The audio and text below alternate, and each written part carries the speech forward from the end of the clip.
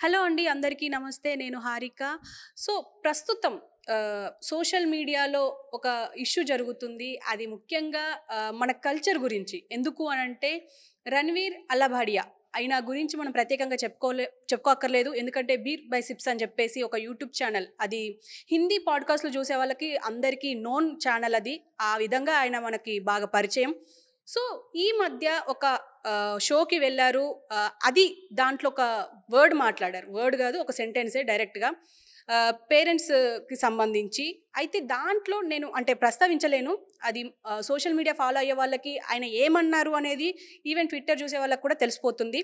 కానీ ఇక్కడ ఏంటి అంటే ఆ మాట చాలా వైరల్‌గా మారింది. అంటే ఇప్పుడు ఫారెన్ కల్చర్ వస్తుంది అని ఎన్నో సంవత్సరాలుగా మాట్లాడుకుంటున్నాం గానీ, ఒకవేళ ఫారెన్ కల్చర్‌ని ఆవహించుకుంటే ఇలా ఉంటుందా అని జెప్పేసయితే కనిపిస్తుంది. సో, దీని గురించి మనతో పాటు బాలలత మేడం ఉన్నారు. బాలలత మేడంతో డిస్కస్ చేద్దాం. అసలు నిజంగానే ఈ జనరేషన్‌లో ఇలాంటి కల్చర్ మనకవసరమా? మనమైతే యాక్సెప్ట్ జెయ్యం. మరి ఏం జరుగుతుందనేది మేడంని అడిగి తెలుసుకుందాం. నమస్తే మేడం. నమస్తే అండి. మేడం, ఇప్పుడు ఆల్రెడీ మీకు కాంటెక్స్ట్ అర్థమైపోయి ఉంటది. 'రణ్వీర్' అలియాస్ అంటే 'బీర్ బై సిప్స్' అని చెప్పేసి ఉంటుంది ఆయన యూట్యూబ్ ఛానల్. సో, ఇతను అంటే మనము ఫ్రీగా ప్రమోషన్ చేస్తున్నామేమో ఇతనికి. కానీ ఏంటంటే ఇక్కడ మాత్రం ఆయన మాట్లాడిన మాటలు చాలా సెన్సేషన్‌గా మారినాయి.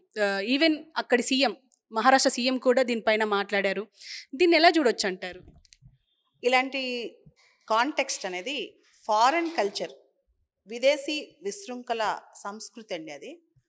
మనం తల్లిదండ్రులకు ఒక డిగ్నిటీ యాక్స్ ఇస్తామన్నమాట. ఫారెన్‌లో ఎలా ఉంటుందంటే ఆహ్, ఒక తల్లి, తండ్రి వెళ్తుంటారు. 10 మంది పిల్లలు వెనకాల ఉంటారు. తల్లికి ఇంకొకరితో పుట్టిన పిల్లలు, తండ్రికి ఇంకొకరితో పుట్టిన పిల్లలు అందరూ కలిసి వెళ్తుంటారనమాట. ఇండియాలో ఎన్ని కష్టాలున్నా మన పేరెంట్స్, తల్లిదండ్రులు ఒకటిగా ఉండి జీవితాంతం ఆ పిల్లల్ని ప్రతి స్థాయిలో పెంచుతారు. సో, మనం వాళ్ళకి ఒక దైవత్వం. Mother is a goddess, father is a God. ఇవన్నీ మనం ఇండియన్ కల్చర్‌లో మనం చూస్తాం అనమాట. కానీ వెస్ట్రన్ కల్చర్‌లో అక్కడ రకరకాల కామిక్ షోస్‌లో కానీ, రకరకాల పాడ్‌కాస్ట్‌లో కానీ పేరెంట్స్, వాళ్ళ సెక్షువల్ లైఫ్ ఇవన్నీ మాట్లాడటం అక్కడ కామన్. భారతదేశంలో పేరెంట్స్‌ని మనం దేవతలుగా చూసే మన దేశంలో వాళ్ళ యొక్క లైంగికమైన జీవితం గురించి మనం ఇక్కడ మాట్లాడం. కానీ ఇతను ఈ 'రణ్వీర్ అలబాదియా' ఇలాంటి తన పాడ్‌కాస్ట్ తన ఒక షోలో ఇలాంటి స్టేట్మెంట్స్ ఇవ్వటం అది కంప్లీట్‌గా ఫారెన్ కల్చర్. ఇండియా అది యాక్సెప్ట్ చేయదు. చాలామంది ఇప్పుడు అతన్ని ఇది తప్పని చెప్తున్నారు. రైట్. ఇప్పుడు మనం జెన్‌జీలో ఉన్నాం. వీళ్ళకేంటంటే పాత రోజుల్లో అంటే ముందు జనరేషన్‌లో ఏంటంటే మనము తల్లిదండ్రుల గురించి కానీ, పెద్దల గురించి కానీ వాళ్ళ యొక్క పర్సనల్ లైఫ్ స్టేట్మెంట్స్ ఇచ్చేటప్పుడు ఇంట్లో కూడా మన మనసులో ఆ స్టేట్మెంట్ వచ్చినా, మన ఆలోచనలో ఆ స్టేట్మెంట్ వచ్చినా చాలా మహాపాపంగా భావిస్తున్నాం.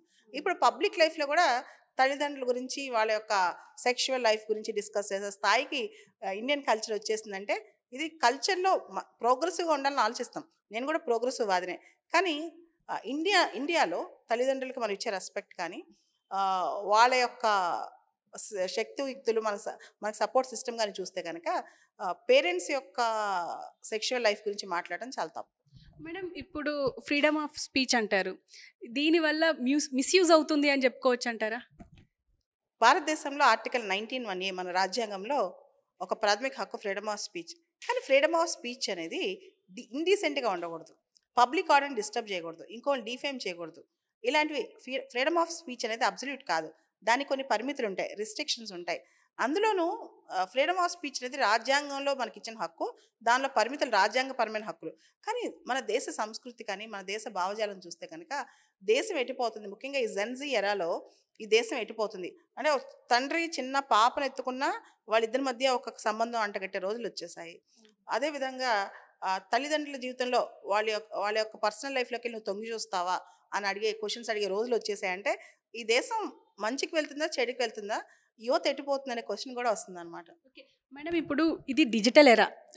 ఏమైనా మాట్లాడొచ్చు, ఏదైనా చేసేయొచ్చు. ఇంకా బూతులు మాట్లాడితే ఇంకా ఫాలోవర్స్ పెరుగుతారు అని అనుకునే అంటే అలాంటి కంటెంట్ క్రియేట్ చేస్తున్నారు. ఇప్పుడు వాళ్ళకి ఎలా చెప్పొచ్చు మేడం? అంటే ఇప్పుడు ఇలా ఈ కంటెంట్ అవసరం అంటారా? అంటే మీరు చూడండి, మనకి మంచి టీవీ ఛానల్‌లో డిబేట్ వచ్చిందనుకోండి, దానికి వ్యూస్ చాలా తక్కువ ఉంటాయి. అదే ఒక అసహ్యమైన జోక్ వచ్చిందనుకోండి, దానికి వ్యూస్ చాలా ఎక్కువ ఉంటాయి. అందులోనూ ఏదైతే దాచిపెడతామో దాని గురించి ఎక్కువ పబ్లిక్ టాక్ వచ్చిందనుకోండి, అది ఖచ్చితంగా చూడాలన్న క్యూరియాసిటీ ఎక్కువ ఉంటదనమాట. దాంతో వ్యూస్ కోసమో ఏదో ఒక కంటెంట్ మన దేశంలో పెద్ద ప్రాబ్లం ఏంటంటే కంటెంట్ వ్యాక్యూమ్. అంటే ఎలా సృష్టించాలో తెలియక, కంటెంట్‌ని క్వాలిటీగా ఒరిజినల్‌గా ఎలా ప్రొడ్యూస్ చేయాలో తెలియక, ఇంకోళ్ళ మీద పడేయటం, లేదా పర్సనల్ లైఫ్స్ మాట్లాడటం, లేకపోతే ఇంకా హీనంగా ఇలాంటి లైంగికపరమైన అంశాలు, సెక్షువల్ థింగ్స్ మాట్లాడితే ఎక్కువ చూస్తారనే దాంతో చేస్తారు గానీ, వాళ్ళకి తప్పని వాళ్ళకి తెలియక కాదని నేను అనుకుంటాను. మేడం ఇప్పుడు ఇంతకు ముందు మన దగ్గర కూడా జరిగింది. ఒక తండ్రి కూతుర్ల మధ్యలో మాట్లాడిన ఒక యూట్యూబర్, నేమ్ తీసుకోవట్లేదు.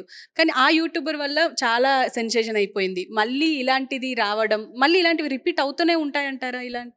మనం ఉన్న ఎరా ఇప్పుడు జెన్‌జీ అయిపోయింది. జెన్ బెటాలోకి వచ్చాం. ప్రస్తుతం పుట్టే పిల్లలందరినీ జెన్ బెటా అంటాం అనమాట.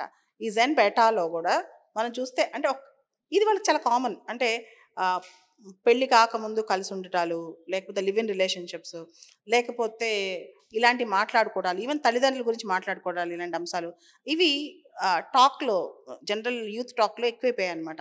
ఈ కల్చర్‌ని మీడియా కూడా ప్రభావితం చేస్తుంది. ఇంక్లూడింగ్ యూట్యూబ్ ఛానల్స్ కూడా. ఆహ్, అట్రాక్షన్ కోసం, ఎక్కువ వ్యూస్ కోసం ఎట్లాంటి వీడియోలు చేస్తున్నాం అనేది కూడా చాలా ఇంపార్టెంట్. ఓకే. మేడం ఇప్పుడు పిల్లలు చాలా ఇన్‌ఫ్లూయెన్స్ అవుతా ఉంటారు. ఎందుకంటే ఇప్పుడు ఇప్పుడు ఏ యూట్యూబ్ ఛానల్‌కి ఎలాంటి రెస్ట్రిక్షన్స్ లేవు. ఖచ్చితంగా అందరం చూస్తే ఉంటాం. ఒకవేళ యూట్యూబ్ ఏమైనా డిస్క్లైమర్ గానీ అవన్నీ వేసినప్పటికి కూడా ఎవరు చూడరు. కానీ ఎలాంటి రూల్స్ తీసుకొస్తే బెటర్ అంటారు? మీరేమైనా సజెస్ట్ చేయగలుగుతారా? ఆల్రెడీ యూట్యూబ్‌లో కమ్యూనిటీ గైడ్‌లైన్స్ ఉంటాయి. ఏదన్నా అబ్యూజివ్ థింగ్స్ కానీ, డ్రగ్ కానీ, ఎక్సెసివ్ సెక్షువల్లీ అబ్యూస్ థింగ్స్ కానివ్వని. కానీ YouTube is also based on western culture. వాళ్ళ వెస్టర్న్ డొమైన్స్, వెస్టర్న్ కల్చర్‌లో ఇవన్నీ చాలా కామన్ అనమాట. మనకి అన్‌కామన్. వాళ్ళకి కామన్. ఇప్పుడు లాస్ వెగాస్‌కి వెళ్తే ఎవ్రీథింగ్ ఈజ్ కామన్. కానీ ఇండియాలో అది మనం ఊహించుకోలేమనమాట. సో, ఇండియాలో ఒక కామన్ మ్యాన్ తీసుకోలేదు. ఇప్పుడు పెరిగిపోతుంది. కానీ దీన్ని మనం ఆపడం కూడా చాలా కష్టం. ఎందుకంటే కమింగ్ 5-10 ఇయర్స్‌లో ఇది చాలా పెరిగిపోద్ది. మనం ఏదైతే సీక్రెట్‌గా దాచిపెట్టి అది లోపల లోపల ఇది ఇంతే మన కల్చర్‌లో ఇది ఇలా ఉండాలనుకుంటామో అది దాటిపోయింది. మన హ్యాండ్స్ కూడా దాటిపోయింది. యువత కొంత రెస్ట్రైన్ ఫాలో అవ్వాలి గానీ లీగల్ రూల్స్, లాస్ తీసుకొస్తే ఇది ఆపలేమనమాట. దీనిపైన ఇప్పుడు అల్లాబాడి అని ఎవరైతే వ్యతిరేకిస్తున్నారో కొంతమంది సపోర్ట్ కూడా చేస్తున్నారు. అంటే నేషనల్ ఇష్యూస్ అన్నీ పక్కన పడేసి దీన్ని ఒక జోక్‌ని, యాక్సిడెంటల్ జోక్‌ని నేషనల్ ఇష్యూ చేస్తున్నారు ఎందుకు అని చెప్పేసి అంటున్నారు. దీన్ని ఎలా చూడొచ్చంటారు? ఒకటి ఎవరైనా సరే పబ్లిక్ లైఫ్‌లో ఇన్‌ఫ్లుయెన్సర్ అంటే కొన్ని లక్షల మందిని ప్రభావితం చేయగలిగే వాళ్ళు జోక్ చేసినా సరే అది అర్థవంతంగా ఉండాలి.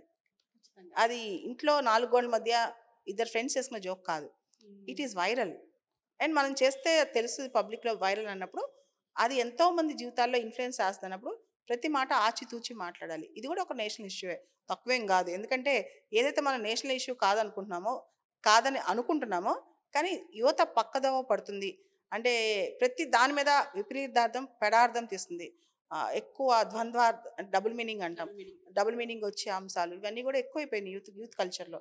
దానికి ప్రధానమైన కారణం సోషల్ మీడియానే మళ్ళీ. మేడం ఈ మధ్య ప్రభుత్వం అంటే కేంద్ర ప్రభుత్వం యూట్యూబర్స్ క్రియేటర్స్‌ని తీసుకొని వాళ్ళకి ప్రైజ్‌లు ఇవ్వడం అండ్ ఎంకరేజ్‌మెంట్‌గా అవార్డ్స్ ఇవ్వడం కూడా చేసింది. ఈ మధ్య ఈ అల్లాబాడియా ఎవరైతే ఉన్నారో రణవీర్ అల్లాబాడియా ఆయన కూడా తీసుకున్నారు.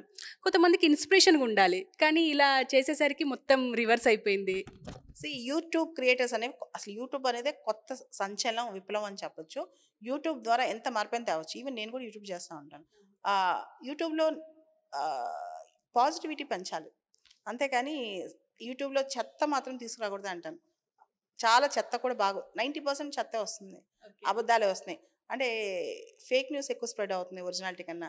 ఇవన్నీ పక్కన పెడితే అశ్లీలం, తర్వాత లైంగిక అంశాలు, తర్వాత డిమీన్ చేసేవి, కమ్యూనల్ వయలెన్స్ ఇలాంటి చాలా పెరిగిపోతున్నాయని నా ఉద్దేశం. మేడం ఇప్పుడు మనం